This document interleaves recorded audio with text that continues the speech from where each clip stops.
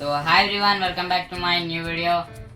First part में तो आप लोग ने देखा कि हम लोग रतन टाटा सर का आउटलाइन कैसे बनाते हैं, और सेकंड पार्ट में आप लोग देखने वाले हो कि उसमें हम लोग शेडिंग कैसे करते हैं। तो और मैं खुद भी अभी 2-3 महीनों के बाद किसी भी स्केच को बनाने जा रहा हूँ। तो चलिए देखते हैं कैसा रिजल्ट रहता है, और आगे वीडियो में बने रहिए, काफ़ी कुछ सीखने को मिलेगा।